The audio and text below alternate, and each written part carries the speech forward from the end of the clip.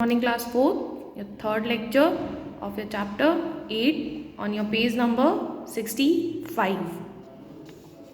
बेटा हम लोग एनिमल फाइबर्स के बारे में पढ़ रहे थे जिसमें हम लोगों ने वूल के बारे में पढ़ा था. Now we are going to study about silk. Silk fibers are made by an insect called silk moth. Silk moths lay eggs. बेटा जो सिल्क फाइबर आपका होता है ये हमें किससे मिलता है? सिल्क मॉथ से. एक इंसेक्ट होता है ये. सिल्क मॉथ जो होता है ये एग्स को ले करता है. The eggs hatch into caterpillars और सिल्क वॉर्म्स. और फिर उन एग्स से क्या निकलते हैं? कैटरपिलर्स और या फिर सिल्क वॉर्म्स. ये यंग सिल्क वॉर्म्स ईट मलबेरी लीव्स. और जो यंग सिल्क वॉर्म होते हैं मतलब जो छोटे सिल्क वॉर्म्स होते हैं वो मलबेरी लीव्स पर रहते हैं और उन्हीं को ईट करते हैं. The silk worms spin is silky thread and wrap it around their bodies. बेटा जो सिल्क वॉर्म्स होते हैं वो एक सिल्की मतलब एकदम रेशम का एक पतला सा धागा टाइप वो स्पिन करते हैं और उसको अपनी बॉडी के अराउंड पूरे अराउंड बांध लेते हैं. मतलब पूरी अपनी बॉडी उससे कवर कर लेते हैं.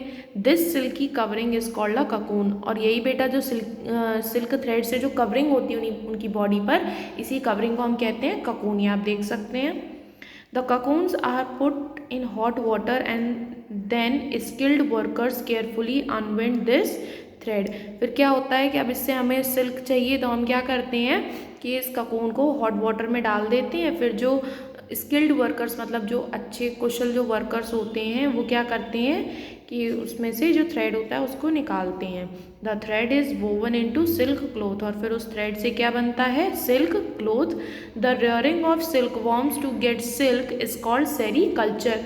और इसी के लिए सिल्क वॉर्म्स का पालन पोषण, क्योंकि उससे हमें सिल्क मिलता है तो सिल्क लेने के लिए उसका पालन पोषण रेयरिंग को ही हम क्या बोलते हैं? सेरीकल्चर. ठीक है, आगे बढ़ते हैं. Synthetic fibres. अब दूसरे टाइप के फाइबर्स हैं, that is your synthetic fibres. अभी तक हम लोग नेचुरल फाइबर्स के बारे में पढ़ रहे थे. Manmade fibres made by chemical processes in factories are called synthetic fibres.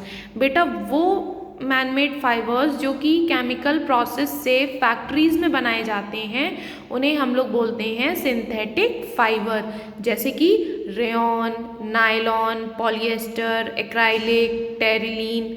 ठीक है, ये सब क्या है आपके सिंथेटिक फाइबर्स के examples. Fabrics made out of synthetic fibers are used for similar purposes as natural clothes. बेटा जो फैब्रिक हमें सिंथेटिक फाइबर्स से मिलते हैं हम उनका भी वही यूज़ करते हैं जो हम उन फैब्रिक्स का करते हैं जो हमें नेचुरल फाइबर्स से मिलते हैं. Okay, now turn your page. Open your page number 66. Differences between natural and synthetic fibre. अब बेटा नेचुरल और सिंथेटिक फाइबर्स में क्या डिफरेंस होता है या फैब्रिक्स में क्या डिफरेंस होता है वो देखिए. Synthetic fabrics are stronger than natural fabrics and are more durable. बेटा जो सिंथेटिक फैब्रिक्स होते हैं वो नेचुरल फैब्रिक से ज़्यादा स्ट्रॉन्ग होते हैं और वो ज़्यादा टाइम तक चलते हैं. ड्यूरेबल मीन्स जो ज़्यादा समय तक चले. Natural fibres like cotton and linen do not catch fire easily. लेकिन जो नेचुरल फाइबर्स होते हैं जैसे कि कॉटन और लिनन ये इनमें जल्दी से आग नहीं लगती है, जबकि सिंथेटिक फाइबर में जल्दी लग जाती है. Cotton and linen clothes take time to dry. लेकिन जो कॉटन और लिनन क्लॉथ्स होते हैं इनको सूखने में टाइम लगता है. They also shrink a little and wrinkle easily. और वो ईजली श्रिंक और रिंकल हो जाते हैं मतलब ईजली सिकुड़ जाते हैं, जबकि सिंथेटिक फैब्रिक्स में ऐसा नहीं होता है.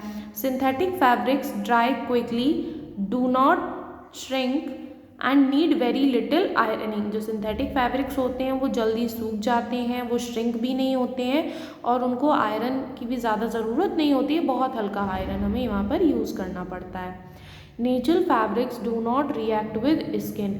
अब नेचुरल फैब्रिक्स हमारे स्किन पर कोई भी इफेक्ट नहीं डालते हैं, but synthetic fabrics can cause rashes. लेकिन सिंथेटिक फैब्रिक से हमारी स्किन पर रैशेज हो सकते हैं मतलब वो इफेक्ट डालते हैं. ठीक है, next taking care of clothes. अब हमको क्लोथ्स का ध्यान कैसे रखना है?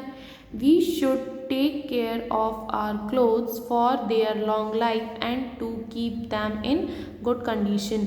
बेटा हमें अपने क्लोथ्स की केयर करनी चाहिए ताकि वो ज़्यादा टाइम तक चलें और अच्छे रहें। Let's know how to take care of clothes. अब जानते हैं कि किस तरीके से हम अपने क्लोथ्स की केयर कर सकते हैं। तो यूज़ गुड क्वालिटी डिटर्जेंट और सोप फॉर वॉशिंग क्लोथ्स। कपड़ों को धुलने के लिए अच्छी क्वालिटी के डिटर्जेंट और सोप की से धोना चाहिए, यूज़ करना चाहिए। Coloured clothes should be dried in shade while white cloth should be dried in the sun. बेटा जो कलरफुल जो आपके कपड़े होते हैं उनको हमेशा थोड़ी सी छाँव में सुखाना चाहिए, क्योंकि अगर सनलाइट ज़्यादा होती है तो उनका कलर फेड होने लगता है। वहीं पर जो वाइट क्लोथ्स होते हैं उनको हमेशा सन की प्रेजेंस में सुखाना चाहिए, तभी वो सही तरीके से ड्राई होते हैं। Woollen and silk clothes are delicate, they should either be dry clean और washed with a mild detergent. जो वूलन और सिल्क क्लोथ्स होते हैं ये बहुत ज़्यादा आपके डेलिकेट होते हैं, मतलब इनका बहुत ज़्यादा ध्यान रखना पड़ता है, तो इसीलिए या तो उन्हें ड्राई क्लीन करवाना चाहिए या फिर एक मिल्ड डिटर्जेंट से, मतलब एक अच्छे डिटर्जेंट से, स्पेशल डिटर्जेंट्स आते हैं उन्हीं से इनको वॉश करना चाहिए। Insects and worms attach to woollen and silk clothes. जो इंसेक्ट्स होते हैं, जो वॉर्म्स होते हैं, वो वूलन और सिल्क क्लोथ्स पर अटैच हो जाते हैं। So we should keep mothballs और dried neem leaves with them to keep insects like silverfish and moths away. इसी के लिए हमें क्या करना चाहिए, हमें उन कपड़ों में मेडिसिन हम लोग डालते हैं तो वो मॉथबॉल्स या फिर नीम के जो पत्ते होते हैं उनको हमको रखना चाहिए, ताकि जो इंसेक्ट्स हैं वो कपड़ों पर ना आए, उनसे दूर रहें। आपका लेक्चर यहीं पर कंप्लीट होता है, आपका चैप्टर भी यहीं पर कंप्लीट होता है। अभी बेटा पेज नंबर 67 पे जो आपका टेस्ट या नॉलेज एक्सरसाइज दी हुई है ये आपको आपके होमवर्क में फिल करनी है। Okay, thank you class.